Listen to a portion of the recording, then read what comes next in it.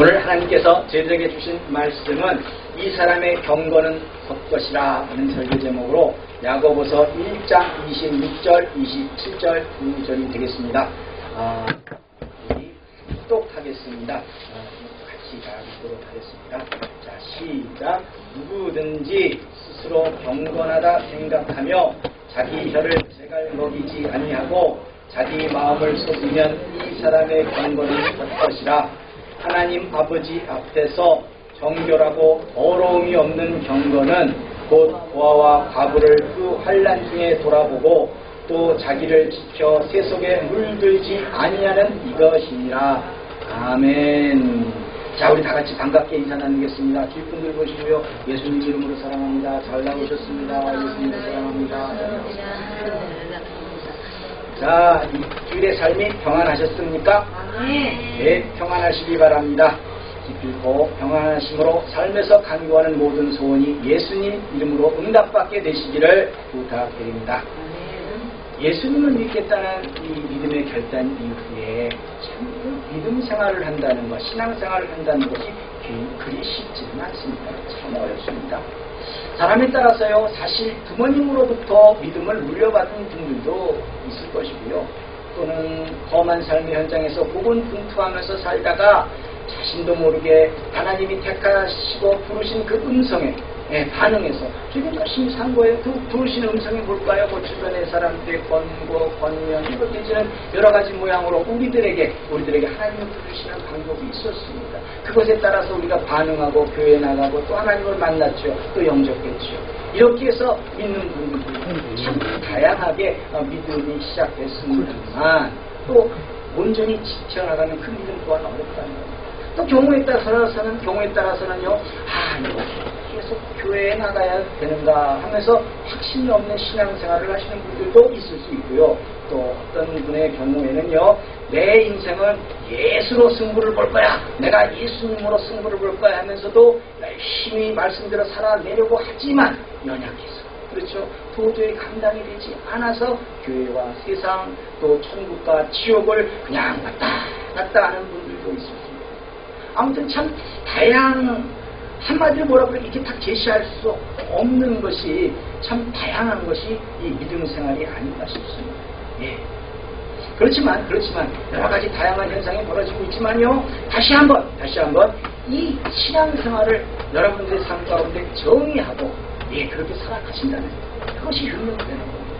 성도가요, 예수님을 만나서 생각이 바뀌고요, 삶이 변화되고요, 무엇이든지 보는 관점이 내가 보는 대로, 내가 생각하는 대로, 내 경험대로, 내 지식대로, 내 습관대로 이렇게 보는 것이 아니라, 또 세상에서 일률적으로 인정하는 그 기준으로 보는 것이 아니라, 세상에서 일률적으로 인정하는 기준이 뭐죠? 그게 세속이라고 하는 거예요. 그 세상의 풍속이라는 거죠. 이를테면 그렇죠, 사자 가진 그 직업을 가진 사람들은 대부분 성공한 사람이라고 얘기하죠. 그래서 뭔가 요즘은 어떤지 모르겠습니다만 그래도 의사, 변호사, 판사, 검사 뭐 이런 사람들한테 자신의 딸을 시집 보내려고, 또 본인도 그렇게 하려고 뭔가 생활이 보장되는 것 같은 이 세속, 이 풍속, 그렇죠, 그런 것에 의존해서 모든 것을 판단하는 것이 아니라 하나님의 관점에서 보고 예수님이 행하신 그 십자가의 길에 자신의 삶을 맞추어 나아가는 것이 신앙생활이라는 거예요.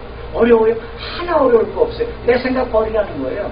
내 방법 버리라는 거예요. 하나님의 관점이 무엇이냐는 거죠. 무엇을 기준으로 그것을 알 수 있어요? 성경 말씀이요. 성경 말씀을 기준으로 인생을 살아가야 한다고 말하고 있는 겁니다. 또 그렇게 살아나면 그 대가가 뭐냐? 분명하죠. 영생, 영원한 천국.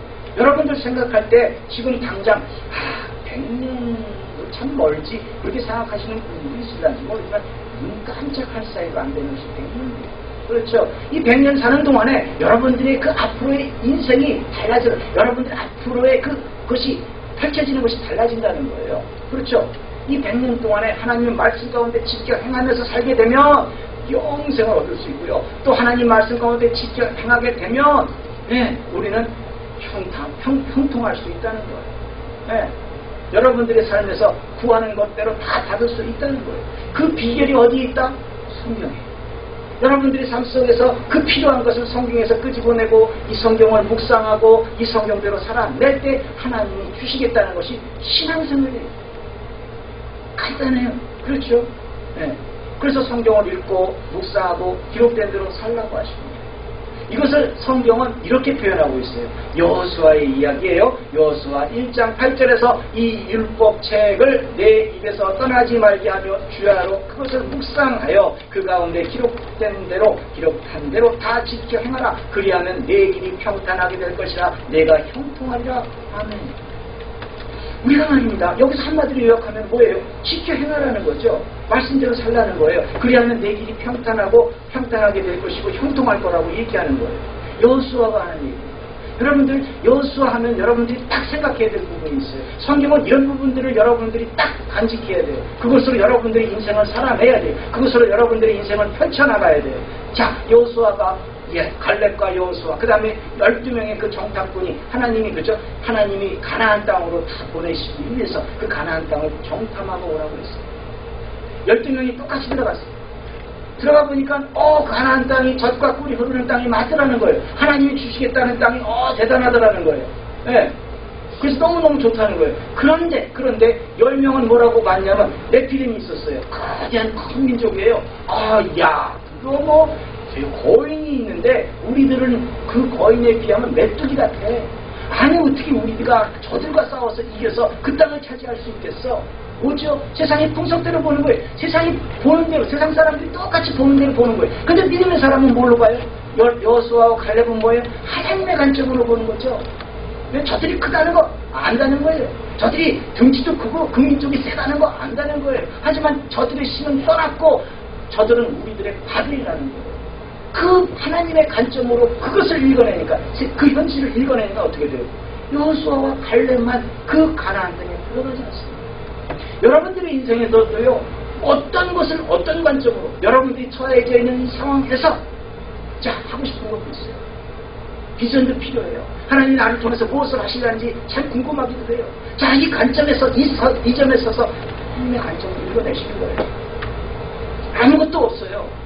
하지만 하나님이 나에게 주시는 그 음성이 무엇인지 여러분들은 바라볼 수 있어야 된다는 거죠. 그게 관점이에요. 그것이 정확하면 저와 여러분들은요, 이 말씀이 정확하게 무엇인지 깨닫게 된다면 이 말씀이 여러분들의 삶에서 능력이 되도록 만들어 나가는 거예요. 왜? 하나님의 관점으로 바라보니까 우리가 성경을 묵상하게 되면 내 생각대로 살아요? 하나님 말씀대로 살게 되잖아요. 그렇게 되면 하나님의 방법을 이해가 되잖아요. 그러다 보니까 뭐예요? 형통할 수밖에 없는 거예요. 능력이 될 수밖에 없는 거예요. 남들은 못 들어가는 거 정확하게 하나님의 관점으로 보라보니까 자신들은 그곳을 들어가더라는 거죠. 이것이 여러분들에게 힘이 되어야 돼요. 여러분들이 가장 앞을 뒤를 분간할 수 없는 그 시대에 이 말씀을 통해서 여러분들은 앞으로 한 걸음 더 나가야 된다는 거죠. 그래서 하나님의 말씀은 여러분들에게 힘이 된다는 거예요. 이것이 말씀으로 변화되고 성숙되어지는 겁니다. 천국에 들어갈 믿음으로 변화되는 겁니다. 그래서 말씀을 지켜 행함으로 복된 삶이 모두 되시기를 예수님 이름으로 축원합니다. 오늘 저희를 읽게 하시는 이 하나님의 말씀에서도요, 같아요. 성도가요, 경건한 삶의 진정한 의미를 깨닫고 그렇게 살라고 주시는 말씀입니다. 경건이라는 것이 다 누구나 경건해요. 예배를 드립니다. 온전하게 하나님을 찬양합니다. 그렇죠. 근데 그 경건을 통해서 어느 누구는 아무런 변화가 없는데 그 경건을 통해서 어느 누구는 뭐예요? 자신의 삶을 바꾸더라는 거예요. 열더라는 거예요. 이게 여러분들에게 있어야 될 하나님의 말씀이에요. 그렇죠. 내 관점이 아닌 이것도 내 관점, 이 경건이라는 부분도 내 관점이 아닌 하나님의 관점으로 무엇인지를 찾아내서 그렇게 살아낼 때 여러분들의 인생은 펼쳐지는 거예요. 그래야지만 성도에게는 살아서는 형통을 이루게 되는 것이고 죽어서는 영생을 얻게 되기 때문이라는 거죠. 그렇다면 여러분들이 알고 있는 형통의 기준은 뭡니까? 형통이 대체 뭐예요? 이것이요, 어떻게 보면 여러분들의 삶 가운데서 정확하게 정의를 내리고 지니고 있어야 그것이 여러분들의 믿음의 수준이 되는 거예요. 믿음은 성장하는 거예요. 믿음은 변화되는 거예요. 바뀌는 거예요. 성장은 변화되는 거예요. 믿음이 성장하려면 어떻게 돼요? 성경에 뭐라고 말씀하고 있어요? 성도는 이런 식으로 성경을 나의 삶 가운데 적용이 되어야 되는 거예요. 성경에서 믿음이 성장되려면 로마서 10장 17절에서 그러므로 믿음은 들음에서 나며 들음에서 성장한다는 거죠. 그 들음은 뭐다? 그리스도의 말씀이다. 하나님의 말씀이다. 정확하게 얘기하고 있어요. 이 시간에 여러분들은 능력의 말씀을 듣고 있는 거예요. 이 여러분들이 받는 이 능력의 말씀을 여러분들이 하나님의 관점으로 삶을 펼칠 때 여러분들은 남들이 못하는 거 다 할 수 있다는 거예요. 남들이 다 죽어버릴 수밖에 없는 것, 그 가나안 땅에 들어갈 수 있다는 거예요. 그게 중요한 거죠. 그러니 말씀을 하나라도 놓치지 않기 위해서 여러분들은 부단히 애를 써야 돼요. 그것도 성경에서 얘기해요. 마음밭이 볼작밭, 옥토 얘기하면서 얘기해요. 다 우리에게 가르쳐주고 있어요. 그 속에서 그것을 모르는 여기 있는 분들 중에서 그것을 모르는 사람이 없어요. 근데 내가 마음을 빼앗겨요. 아무것도 할 수 없는 무능의 시간이 되는 거죠. 이런 것까지도 여러분들 생각에서 항상 잡아두고 와야 돼요. 그래야 여러분들이 능력의 삶을 살게 됩니다. 성경은요, 하나님의 말씀을 많이 들어야 믿음이 생기는 거예요. 그래서 오늘 하나님의 관점에서 이 경건에 대한 말씀을 듣고 가슴 깊이 새겨서 믿음이 성장되어져서 그리스도의 장성한 분량에 이르는 그런 삶이 결국 뭐예요? 그런 삶을 이루어 나가는 것이 이것이 성도는 형통의 삶을 살고 있다고 하는 거예요. 성도가 추구하는 형통은요, 주 안에서 나의 삶이 하나님의 뜻대로 하나님의 계획대로 이루어지는 것이 형통이에요. 여러분들의 삶의 위치가 어디에 있든지 간에 그곳에서 여러분들이 원하는 대로 무엇이든지 되는 것이 아니에요. 이것은 세상에서 말하는 형통이에요. 이것을 자꾸만 끄집어 들어와가지고 하나님의 그 말씀하시는 형통을 오해하지 마세요. 성도는요, 이것을 기준으로 형통을 말하게 되면, 세상의 기준으로 형통을 말하게 되면 말씀이 깨달아지지가 않습니다. 성도의 형통은 나 잘 먹고 나 잘 살겠다는 게 아니거든요. 성도의 형통은 여러분들에게 주어진 삶의 현장에서 하나님이 원하시는 대로 우리가 살고 있는가, 이것에 따라서 결정이 되는 거예요. 이것을 역사적으로 볼 때도 정확하게 이어지고 있어요. 여러분들, 예수님이 다시 오실 것을 약속하시고 딱 3년, 30세서부터 시작해서 33년, 딱 3년 공생의 기간을 사셨어요. 그리고 십자가에 돌아가시고 나서는 이 세상에는 성령님이 오셨고 또 성령의 역사로 그 간섭하심으로 성도들은 말씀 가운데 살아가고 있습니다. 우리가 뭔가 이렇게 사는 거 하나님 말씀 가운데 사는 게 아니지 라고 생각이 딱 들어요. 누구의 역사? 성령이 우리에게 가르쳐 주시는 거예요. 항상 나의 욕심에 잡혀있다고 한다면 성도가 그런 것이 생각이 날 일이 있겠어요? 없어요. 그러나 이 성령의 간섭하신 가운데 아차 이거 아니지 라는 생각이 들었다면 벌써 돌이켜야 되는 거죠. 아무튼 우리는요 항상 하나님이 주신 이 표대를 향해서 그 표대를 향해서 생각하는 겁니다. 이것을 성경의 그 표현대로 말하면 여러분들의 삶 가운데 표대가 되는 것이 사도행전 1장 8절의 말씀입니다. 오직 성령이 너희에게 임하시면 너희가 권능을 받고 예루살렘과 온 유대와 사마리아와 땅끝까지 이르러 내 증인이 되리라 하시니라. 이것을 표대 삼아서 우리는 삶이 이어지고 있는 거예요. 초대교회 시대도 그랬고요, 중세기도 그랬고요. 이 말씀을 통해서 우리는 뭐예요? 계속 살아가는 거예요. 성도니까. 그렇지만 초대교회 시대에서 이 말씀을 근거로 복음을 증거한다는 것은 뭐예요? 복음대로 살아낸다는 것은 뭐예요? 자신의 생명이 끊어질 수도 있다는 거예요. 죽음을 감수해야 된다는 거죠. 그때 당시는 그랬어요. 로마의 콘스탄틴 대제가 313년 기독교를 공인할 때까지 엄청난 많은 사람들이, 즉 예수님을 믿는 성도들이 로마의 박해로부터 사자들의 밥으로 원형 경기장에서 죽어갔고요, 십자가에 매달려서 피 흘려 죽어갔습니다. 결국 초대교회의 시대, 그 시대의 형통은 뭐예요? 박해 중에 복음을 증거하는 것이 형통이었습니다. 또 그 다음 세대를 살아난 사람들은 중세 시대를 딱 보면 그래요. 로마 카톨릭 그 교황의 그 횡포로부터 온전한 복음, 변질되지 않는 복음을 그 시대에서 혹은 그 다음 세대로 전하는 것이 그 시대의 사명이었어요. 하나님의 계획이었고 이것을 온전히 지킬 때 그 사람은 형통한 사람이었죠. 당신은요, 이단을 심판한다는 명목 아래서 로마 교황의 입장에서는 자신의 어떤 그 권력에 대항하는 사람들을 무조건 다 이단이야. 그냥 막 태워 죽인 거예요. 갈고리로 막 그냥 그 채찍을, 그때 채찍도 뭐 그런 채찍을 만들어내요. 때려가지고 그냥 살집이 툭툭 떨어지는 그런 채찍을 고문하지 않나. 또 마차 바퀴 같은 거에 매달려가지고 그냥 쇠꼬챙이에 찔려 죽이질 않나. 그런 엄청난 그 고문 가운데, 산 사람들을 갖다가 태워 죽이는 그런 거 가운데, 그러면서 뭐예요? 그런 상황에서 이게 진리입니다 라고 말하면 죽는 거예요. 그렇죠? 또 교황의 그 머리로 이해가 되지 않으면 무조건 이단이에요. 그렇잖아요. 당시 그 지동설, 그 당시는 지동설을 주장했던 사람들 다 죽였어요. 이다는 겁니다. 우리가 알고 있듯이 갈릴레오만 종교 재판에서 살아나면서 그래도 지구는 돈다는 일화를 남겼습니다만 당시 마녀 사냥으로 온갖 고물을 죽어간 사람들이 한둘이 아니에요. 네. 이게 정의잖아요. 하늘이 움직이는 게 아니라 지구가 움직이는 건 맞잖아요. 근데 교황은 그걸 이해가 안 돼.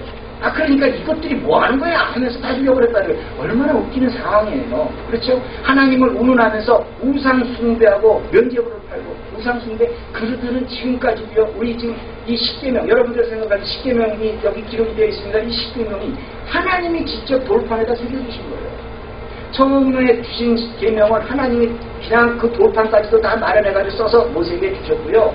두 번째로 주신 그 십계명은 돌판을 가지고 오라고 그래가지고 돌판을 가지고 모세가 딱 올라가니까 거기다 다다다닥 새겨주신 거예요. 이 두 번째가 뭐예요? 우상숭배하지 말라고 했던 얘기예요.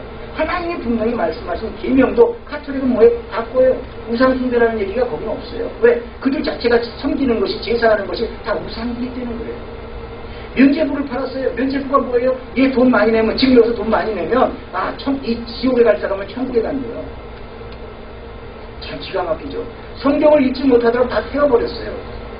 아무튼 등등 이런 만행을 저지르고 있는 세계에서 살았던 사람들은 이 만행 앞에서 죽든지 말든지 자신의 믿음을 지켜내는 것이 뭐예요? 형통했다는 거예요. 그렇다면 이 시대는 뭐 어때요? 여러분들 잘 생각해보세요. 이 시대는 지금 어떤 세대예요? 여러분들은 어떤 시대를 살고 있습니까? 그냥 뭐 편안한 세대예요? 지금은요 예수님을 믿는다고 박해를 당하고 생명이 끊어지는 세대는 아닙니다. 특히 저와 여러분들은 그렇습니다.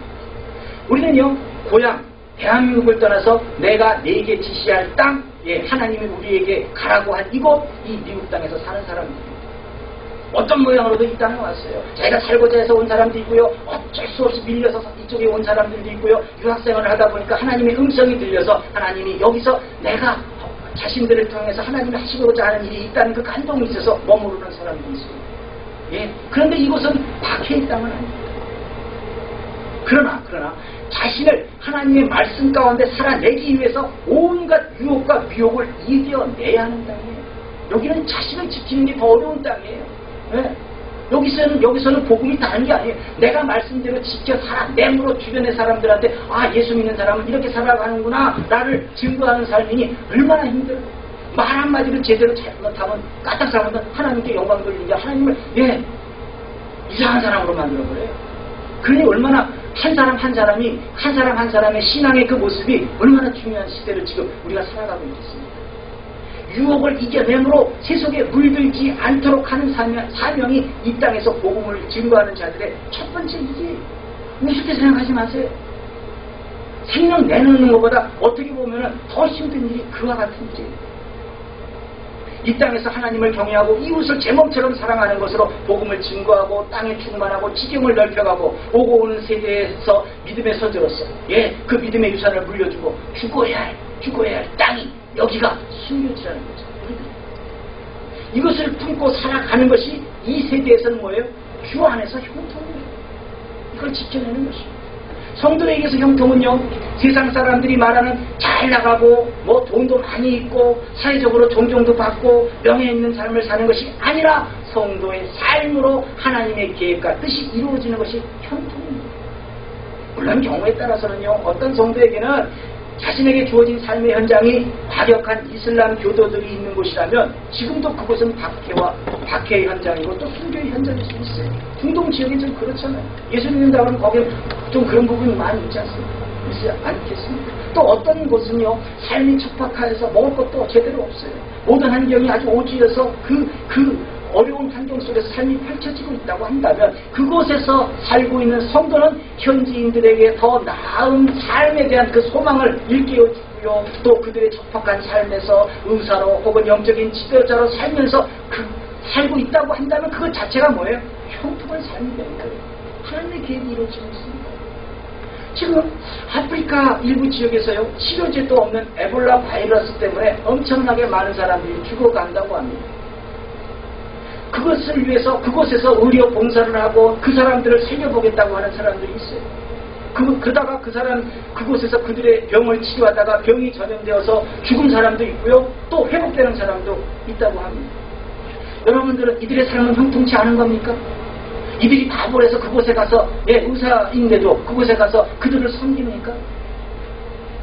얼마든지 선교할 수 있는데 그런 곳에 가서 병을 옮겨가지고 와서는 자신들을 불안하게 만들고 있냐고 그런 사람들은 죽도록 내버려 두어야 한다고 얘기합니다. 실질적으로 언론에서 나온 이야기예요.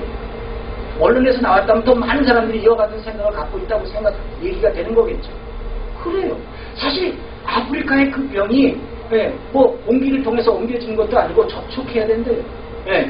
뭐 땀에 의한 접촉이나 등등 접촉이 돼야 된다고 하는데 그런데 이들은 뭐예요? 두려운 거예요. 접촉도 안 했으면서 두려운 거예요. 두렵다 보니까 엉뚱한 얘기하는 거예요.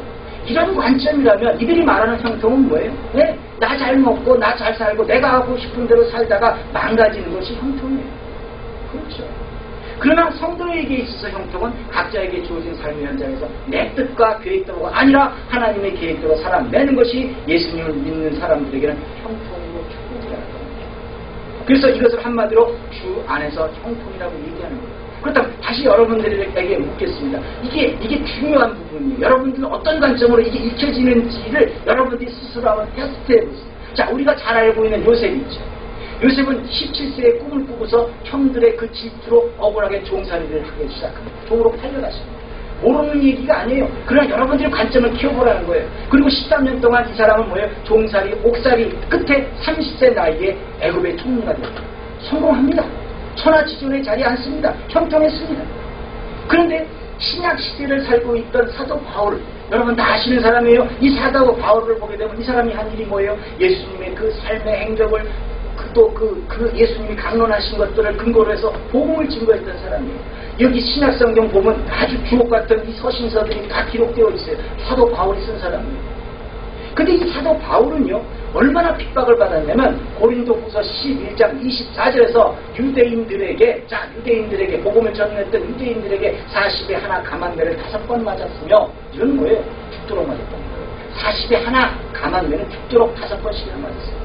또 25절에서 3번의 해장을 맞고 돌로 맞고, 이 돌로 맞은 그 이야기를 보면요, 돌로 맞아가지고 죽은 줄 알고 성 밖으로 내다 버렸는데 그 피투성이가 돼가지고 다시 기어 들어와서 복음을 증거했다는 거예요. 그리고 3번 타선하는데 일주일을 기품에서 지냈으며 등 여행 중에 위험을 당하고 굶주리고 끝내는 고문을 당하고 결국 67년에 로마 네로 황제에게 참수를 당합니다. 자, 이것을요, 세상 사람들에게 누가 더 형통한 삶을 살았냐고 묻게 된다면 거의 대부분의 세상 사람들은 뭐라고 얘기해요? 요셉이 성공한 그야말로 형통한 삶을 살았다고 말할 겁니다. 멋있잖아요. 13년만 딱 고생하고 평생 총리를 서래. 멋있잖아요. 그렇죠.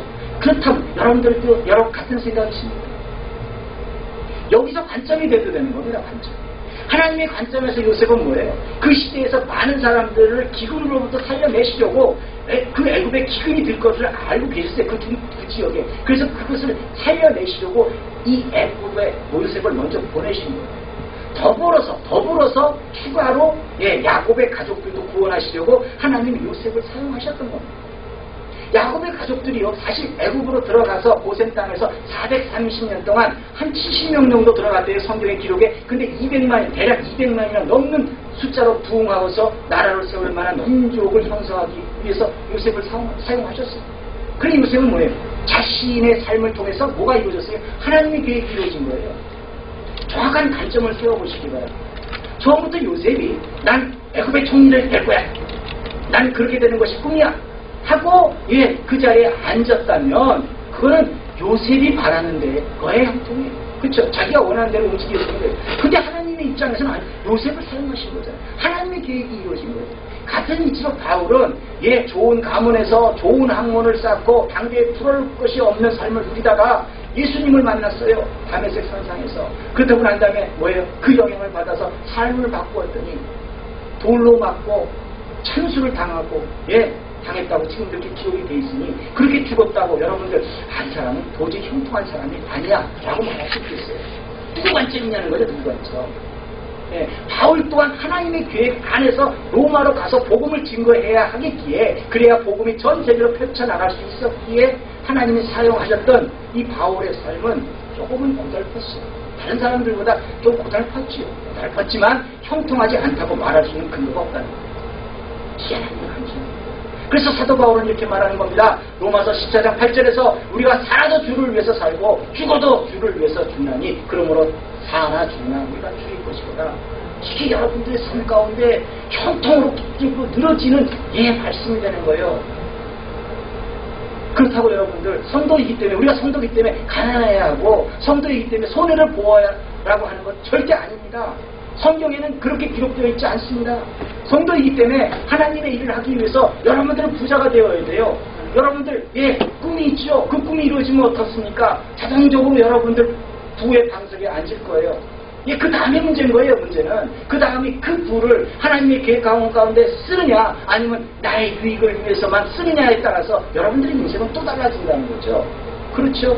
성도들은 당연히 저는 부자가 되어야 된다고 생각해요. 하나님의 일을 하기 위해서 나눠줘야 되잖아요. 줘야 될 거 아니에요. 없으면 어떻게 줘요? 성도이기 때문에 우리는요 당연히 건강해야 돼요. 건강에 형통이 있어야 됩니다. 우리가 건강해야지 주변 사람들도 주고 사랑도 하고 뭔가 좀 할 거 아닙니까? 그렇죠. 성도이기 때문에 우리는 더 기쁘고 더 행복해야 한다고 성경에도 기록되어 있고요. 저는 이 말씀을 믿습니다. 왜냐하면 하나님을 경외하고 형제를 사랑하기 위해서는 우리는요 형통한 삶을 살아야 돼요. 말씀대로 살아내기 위해서는 그렇다는 거예요.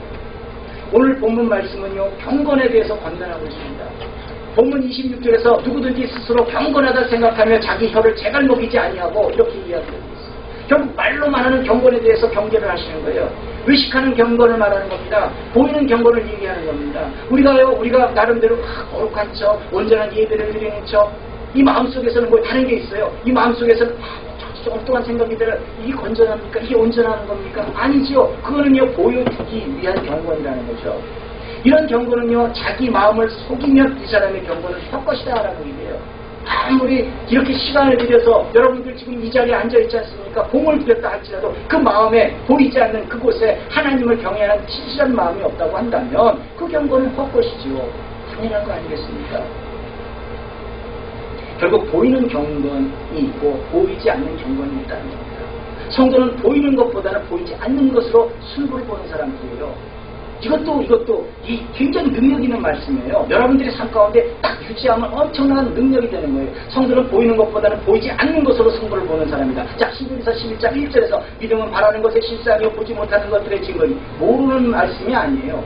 이 말씀을 그냥 그렇구나 하고 한다면 여러분들에게 인생이 바뀌잖아요. 자, 가령 내가 지금 배가 고픕니다. 그런데 내가 앞에 쌀이 있습니다. 그렇다면 그 쌀로 뭐예요? 밥을 해먹으면 됩니다. 이것은 믿음도 경건도 뭐도 아니에요. 배가 고프면 앞에 쌀이 있으면 해먹으면 되죠. 그렇죠. 그런데 배가 고프지만 쌀이 없습니다. 그렇다면 그 쌀은 보이지 못하는 거예요. 보지 못하는 거예요. 이제부터 그 사람은 뭐예요? 쌀을 보지 못하는 것들의 증거가 되는 거예요. 여러분들의 인생에서 바로 이런 부분들이 여러분들이 원하는 것들을 이루기 위해서 이런 부분들이 이루어져야 되는 겁니다. 그렇죠? 쌀이 있어야 하겠다는 소망이 생기는 거예요. 이것을 성도는 어떻게 이루는 겁니까? 성경은 어떻게 말합니까? 로마서 8장 24절에서 우리가 소망으로 구원을 얻었습니다. 우리가 소망을 가지고 있으니까 쌀이 있었으면 좋겠다라는 소망으로 구원을 얻었음에 성도가 바라는 것을 구원으로 얻는 거예요. 이 구원을 얻었다는 얘기가 문제가 해결된다는 이야기입니다. 그렇기 때문에 보이는 소망이 아니에요. 우리가 앞에 있는 것이 무슨 소망이겠냐는 거죠. 보이는 것을 누가 바라겠냐는 거죠. 보이는데 왜 소망이 필요해요? 앞에 먹으면 되지. 누가 바라겠습니까? 그렇기 때문에 우리는 뭐예요? 계속 보이지 않는 것 때문에 구하고 두드리고 찾는 거예요.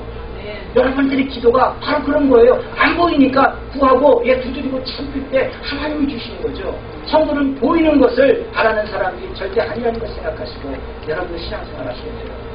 또 한 가지 성도는요 이 말로만 말씀을 지키는 사람들이 절대 아닙니다. 구체적으로 진실과 전심으로 말씀을 지켜 행하여야 삶에서 변화가 일어나는 겁니다. 그래서 본문 27절에서 하나님 아버지 앞에서 정결하고 더러움이 없는 경건은 무엇이다? 뭐라고 얘기해요? 첫째로 고아와 과부를 그 환난 중에서 돌아보고 둘째로 또 자기를 지켜 세상에 물들지 않는 이것이다 라고 얘기합니다. 결국 성도의 삶에서는 보이는 것으로는 경건할 수 없어요. 우리가 경건하면 뭐예요? 무엇이든 다른 포스 이렇게 하면 경건하다는 단어 자체가 거룩한 삶, 온전한 예배, 그리고 건강한 영성 이렇게 번역됩니다. 이것 때문에 이렇게 보이는 것 때문에 많은 사람들은 뭐예요? 자기가 그렇게 살지 못하니까 그렇게 안 하고 있으니까 그렇게 하는 것처럼 하면서 죄를 짓는 거예요. 경건에 이르지 못하는 겁니다. 깨끗하고 흠이 없는 경건은 다른 사람들 앞에서 거룩한 척 깨끗한 척 폼잡는 게 아니라 고난을 겪고 있는 고아와 과부들을 도와주고 자기를 지켜서 세속에 물들지 아니하는 거예요. 세상 사람들은 다 이런 사람들이 다 성공한 사람이라고 하지만 우리는 하나님의 말씀 가운데 지켜 행하는 저 사람이 성공한 사람이라고 얘기할 수 있는 그런 관점이 틀려져야 된다는 거죠. 오늘 말씀도 누구의 관점으로 읽어내느냐에 따라 달라지는 거예요. 이 부분을 잘 이해하셔야 됩니다. 하나님은 이거 말고도 성경에서 여섯 곳곳에 많은 걸 제시해 주시고 계시지만 오늘 이사야 1장 11절에서 보시면요. 여호와께서 말씀하세요. 하나님이 말씀하세요. 너희가 무수한 재물이 내게 무엇이 유익하냐. 너희의 무수한 재물, 우리에게 있는 그 재물이 하나님께 무슨 유익이 있느냐. 나는 숫양의 번제와 살찐 짐승의 기름에 발불렀고 하나님도 그런 걸 다 많이 가지고 계시다는 거예요. 난 수송아지나 어린 양이나 염소의 피를 기뻐하지 아니하노니 왜 기뻐하지 않으십니까? 이런 것들은 하나님께도 얼마든지 풍족하고 있다는 거죠. 그래서 이어지는 12절에서 너희가 내 앞에 보이러 오니 자 뭔가 보이러 온다는 거예요. 의식하는 거예요. 진정한 제사가 아니라는 거죠. 보이기 위한 제사를 드리겠다고 하니까 받지 않으시겠다는 거예요. 그것을 누가 너희에게 요구했냐? 너 마음에도 없는 제사를 왜 드려? 뭐 그런 거 갖고 올 필요도 없어. 다만 내 마당만 밟을 뿐이라. 그 성전 마당만 밟을 뿐이라는 거죠. 그냥 보이는 것으로는요 아무런 능력이 소용이 없는 겁니다. 하나님이 원하시는 성도의 삶은 이사야 1장 15절에서 너희가 손을 펼 때 손을 펴는 거예요. 기도하는 거예요. 하나님께 달라고 손을 내미는 거예요. 그때 내가 눈을 가리우고 너희가 많이 기도할지라도 내가 듣지 아니하리니 왜 안 듣습니까? 이는 너희 손에 피가 가득하니라 얘기하고 있어요. 이 피가 뭐냐는 거죠. 이것을 하지 말아야 된다는 거죠. 네. 그것이 이어지는 16절에서 뭐냐면 너희는 스스로 씻으며 스스로 깨끗게 하여 내 목전에서 너희 악업을 버리고 악행을 그치고 하나님의 말씀대로 살지 않은 것, 우상을 숭배했던 것, 내 욕심껏 했던 모든 걸 다 그치고 이어지는 17절에서 선행을 행하며 공의를 구하며 학대받은 자를 도와주며 고아를 위하여 신원하며 과부를 위하여 변화하라 하셨느니라. 와, 뭘 이렇게 생각해보세요. 여기서 지금 말하는 경건한 삶을 사는 사람들, 그 얘기라는 거예요. 그들은 뭐예요? 하나님 앞에 많은 재물을 바치고 절기를 지키는 거 다 지킵니다. 경건한 삶을 사는 사람들, 그렇죠? 안식일도 지키고 기도도 많이 합니다. 그러나 하나님은 싫대요. 그런 사람들은 그들의 삶에 피가 가득하대요. 그것들이 대체 무슨 소용이 있냐고 말하세요. 그래서 이런 경건한 삶을 살라고 이렇게 경건한 삶을 살라고 얘기하세요. 악을 그치라는 거죠. 정의를 행하라는 것이죠. 구체적으로 말하면 압박받는 사람들 대표적으로 고아와 과부들을 돌봐주는 것으로 살래요. 오늘 듣게 하신 이 본문 말씀 야고보서에서 말하는 것과 똑같아요. 그렇죠? 경건한 삶이 그런 거예요. 또 이사야 58장 3절에서 보시면요. 금식에 대해서 얘기해요. 이 금식이 경건한 삶의 그야말로 대표적인 것이죠. 자, 주께서 보지 아니하시면 어찌하시오며 우리의 마음을 괴롭게 하되 주께서 알아주지 아니하시면 어찌니까 하느니라. 자, 지금 자신들은 금식을 하면서 왜 하나님이 우리가 구하는 것을 이루어주시지 않나? 네, 우리가 지금 괴롭게 이 모든 걸 하는데 제사를 드리는데 하나님 왜 모르고 있어? 하고 따지고 있어요. 그때 하나님의 답은 뭐라고 그래요? 보라, 너희가 금식하는 날에 오락을 찾아오더니 자기 유익을 위해서 산대요. 온갖 일을 시키는다. 주변에 많은 사람들의 자기 유익을 위해서 막 시키는 거예요. 이어지는 4절에서 보라, 너희가 금식을 하면서 다투며 싸우며 악한 주먹으로 치는도다. 너희 오늘 금식하는 것은 너희 목소리를 상달케 하려 하는 것이 아니라 이어지는 5절에서 이것이 어찌 나의 기뻐하는 금식이 되겠으며 이것이 어찌 사람이 그 마음을 괴롭게 하는 날이 되겠느냐. 그 머리를 갈대같이 숙이고 굵은 배와 재를 펴는 것은 어찌 금식이라 하겠으며 여호와께 연락될 날이라 하겠느냐. 그야말로 보여주는 금식, 외식하는 금식으로 하나님의 응답을 얻겠냐고 하나님 직접 묻고 계신다는 거예요.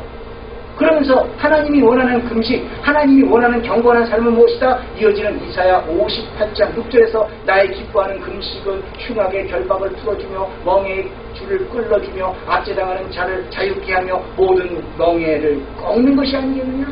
주변에 많은 사람, 내가 어찌게 하느냐? 주변에 많은 사람들을 향해서 이와 같은 일을 하는 거예요. 또 이어지는 7절에서 또 줄인 자에게 내 식물을 나눠주며 줄인 자에게 내 입속에 있는 것을 내가 당장 먹어야 될 것도 나눠주며 유리하는 빈민을 내 집에 들이며 벗은 자를 보면 입히며 또 내 고륙을 피하여 스스로 숨지 아니하는 것이 아니하겠느냐. 이렇게 경건의 삶을 살아내게 되면 어떻게 된다?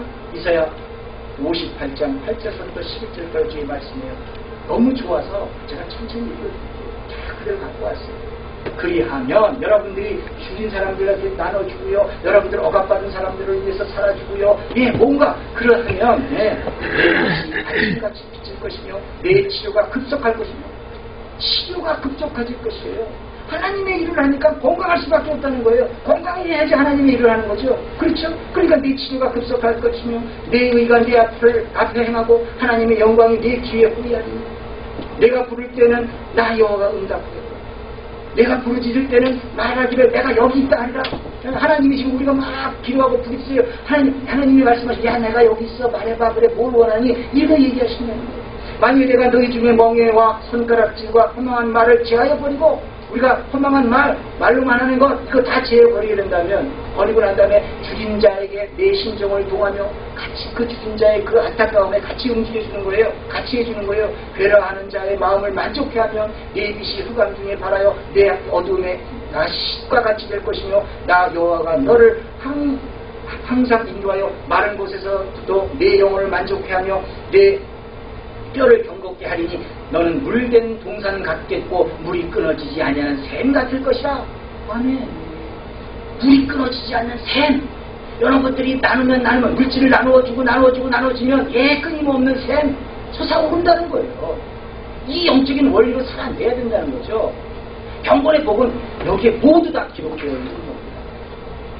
오늘 본문 말씀을 통해서 깨닫게 되는 이 경건의 삶은 말이 먼저가 아닙니다. 또 줄인 자에게 내 친구를 나눠주며라는 이 권면의 말씀을 통해서 알 수 있는 것은 뭐예요? 경건은 구체적으로 형제를 사랑하라는 겁니다. 오늘 본문에서 말하는 곧 보아와 가부를 그 환난 중에 돌아보고에 해당하는 것이 아니겠습니까? 다시 정리해서 말씀드리면 성도가 하나님을 사랑하는 것은 어떻게 하는 것입니까? 예, 하나님을 사랑하는 건 어떻게 하는 거예요? 요한복음 15장 10절에서 이렇게 기록되어 있어요. 내가 아버지의 계명을 지켜 그의 사랑 안에 거하는 것 같이 너희도 내 계명을 지키면 내 사랑 안에 거하리라. 예, 예수님처럼 아버지의 계명을 지키는 것이 우리가 예수님의 계명을 지키는 것이 하나님을 사랑하는 거랍니다. 성도가 말씀대로 살게 되면 말씀을 지켜 행하게 되면 하나님을 사랑하는 것이라는 것이 이렇게 펼쳐지는 거예요. 구체적인 행동이에요. 그러면 여러분들 생각해 보세요. 성도가 이웃을 사랑하는 것은 뭡니까? 딱 한 가지로. 여러분들 생각할 때 지금 우리가 성도의 이웃을 사랑하는 것은 대체 어떻게 하는 거예요? 힌트 하나 드릴게요. 야고보서 2장 15절에서 16절 말씀을 보시면 만일 형제나 자매가 헐벗고 일용할 양식이 없는데 너희 중에 누구든지 그에게 이르되 평안히 가라, 더울게 하라, 배부르게 하라 하며 그 몸에 쓸 것을 주지 않으면 무슨 이익이 있으죠? 자, 여러분들이 형제에게 그렇다는 거예요. 이거 말로만 하는 게 말로만. 야, 니 배고프냐? 밥 먹어야지. 밥을 안 먹고 다녀. 돈이 없는데 돈 없으면 돈이라도 줄 생각을 하지 않고서 밥을 안 먹으면 이 사람은 어떻게 일을 해? 라고 얘기한다면 우습지 않냐는 거예요. 그렇죠? 이 말씀을 생각해서 자, 그러면 이웃을 사랑하는 게 뭐예요? 성도가 형제를 사랑하는 것은 구체적으로 필요한 주는 거예요. 예수님이 자신의 생명을 우리의 죄를 대속하기 위해서 십자가에서 주셨잖아요. 생명을 주셨어요, 예수님. 그 은혜로 우리는 뭐예요? 구원을 받았어요. 그 구원받은 자로서 형제에게, 자매에게, 이웃에게 주는 거예요, 주는 거. 사랑은 주는 겁니다. 믿음은요, 주는 것으로 증명돼요. 아무리 목사라고, 아무리 장로라고요, 이렇게 쉽게 주는 거 안 돼요. 이게 영적으로 깨달아져야 되고요. 이게 지금 삶에서 배어있지 않으면 절대 아까워서 못 줘요. 그렇죠? 그렇기 때문에 주는 것이 이 사랑의 표현이기 때문에 더운 날씨에 막 부침개도 붙여주고요. 또 예배드리는 형제들이 맛있게 먹게 될 것을 생각하면서 그것을 위로 삼아서 열심히 음식을 만들어 주는 거예요.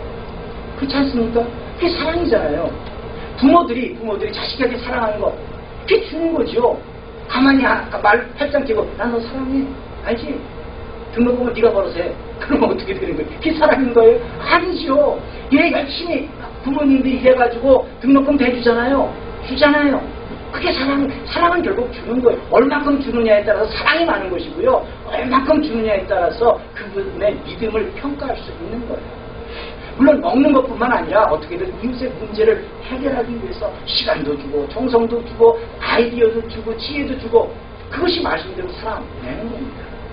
이런 믿음이 되지 못하면요 절대 되지 못하는 겁니다. 주지를 못하면 이웃을 사랑하는 것이 아닙니다. 부모가 자녀들을 사랑하는 것이 잘 생각해보세요. 거기에 답이 있어요. 네. 다 주는 거예요. 사랑은 주는 겁니다. 대가를 바라고 주는 하나님의 은혜로 이 모든 것이 문제가 해결받을 때가 있었어요. 그때 전후자변, 전후좌우를 한번 생각해보세요. 그때 무엇인가 여러분들의 삶에서 주었던 역사가 있었어요. 잘 생각해보세요. 전혀 나하고 상관없는 어떤 사람에게 도움을 주었다든지 아니면 나도 모르게 뭔가 내가 그럴 사람은 아닌데 뭔가 이렇게 만들어서 그 사람한테 뭐 자꾸만 대접하고 싶어서 줬다든지 아브라함도 부지부식간에 천사를 대접함으로 소원을 이루는 거예요. 믿음이 바뀌었다는 것을 인정받고서 그 다음에 이삭을 아들을 주라는 천사들의 부지부식간에 천사를 대접했어요. 주는 거예요. 네, 여러분들이 문제가 해결받을 때를 전좌우로 다 보게 되면요 무엇인가 주었어요. 그것이 그 줌을 통해서 영적인 파워가 생겼다는 거죠. 여러분들 모두는요 주게 되시기를, 그래서 경건한 삶을 사시기를, 그런 믿음이 되시기를 바랍니다. 이것이 세속에서 자신의 신앙을 지켜내는 거예요. 세상 사람들은 못 준다니까요. 그렇죠? 미안하지만 주지를 못한다면 경건하지 못하다는 겁니다. 아직도 육신의 정욕대로 살고 있다는 거예요. 그래서 오늘 듣게 하신 말씀을 통해서 삶의 현장에서 이웃을 위해서 오늘은 무엇을 줄까 생각해 보시기 바랍니다. 이것이 뭐예요? 여러분들이 형통하기 위해서 그러는 거예요. 네. 그걸 어렵게 생각하지 마세요. 뭔가 누구에게 밥을 사주고 싶으면 그것으로 그분은 오늘 하루를 말씀대로 살아낸 거예요. 나 오늘 저 사람한테 밥 한 개 사주고 싶다. 네. 생각 들었으면 사주세요. 이런 것들이 쌓여져서 곧 여러분들은 형통의 삶을 누릴 수 있는 겁니다. 근데 주의할 점은 있죠. 뭔가 보답받고 뭔가 반대급부로 해결받을 수 있는 사람한테 주는 것이 아니라 내가 도저히 다시 되돌려 받을 수 없는 그 사람에게 줘야지만 능력이 된다잖아요. 성경에 그렇게 돼 있어요. 그럼 여러분들이 다시 되돌려 받지 못할 그 사람에게 주라는 거죠. 그것이 여러분들이 그야말로 형통하는데 쌓아나가는 크레딧이라는 겁니다. 그렇게 이런 것들이 쌓여져서 여러분들은 항상 뭐예요? 형통하다고 부르실 수 있다는 거죠. 그래서 너는 물된 동산 같겠고 물이 끊어지지 아니하는 샘물을 갚을 것이라는 이 형통의 삶을 누리게 될 수 있다는 거죠. 계속 샘물이 솟아나니까 없어질 게 없잖아요. 이런 삶으로 변화를 받아서요 하나님께는 여러분 영광을 돌리고요 또 자신들에게는 구하는 대로 이루어지는 그런 형통의 삶이 되시기를 예수님으로 축원합니다. 네. 기도하겠습니다. 할렐루야. 하나님 아버지 감사합니다. 저희들은 하나님의 일을 하기 위해서 물질이 필요합니다. 저희들은 하나님의 일을 하기 위해서 건강이 필요합니다. 하나님께서 말씀하셨습니다. 주는 대로 나의 치료가 이렇게 급속하게 이루어진다고 말씀하셨으니 그 말씀을 그야말로 저희들의 삶 가운데 녹이게 하시고 그렇게 살아낼 수 있도록 도와주시옵소서. 주는 것이 사랑이라고 하셨사오니 마음껏 줄 수 있는 영성이 되게 허락하여 주시옵소서. 내 생각으로 세상의 풍속으로 하나님 내 앞에 펼쳐질 것을 바라보는 것이 아니라 하나님의 관점으로 바라볼 수 있는 영적인 능력이 있게 허락하여 주시옵소서. 어떻게 성경을 읽어내느냐에 따라서 내 인생이 달라지는 겁니다. 내 삶의 현장에서 지금 이 앞에 펼쳐지는 모든 것이 하나님의 관점으로 바라볼 수 있어야 저희들은 능력의 삶이 될 수 있습니다. 하나님 그 지혜를 허락하여 주시옵소서. 남들은 보지 못합니다. 세상의 사람들은 이것을 보지 못하기 때문에 다 멸망하고 죽을 수밖에 없사오나 저희들은 여호수아와 갈렙처럼 하나님의 관점을 바라볼 수 있도록 도와주시어서 항상 형통한 삶을 누릴 수 있도록 축복하여 주시옵소서. 감사하며 이 모든 말씀 예수님 이름으로 기도드립니다. 아멘.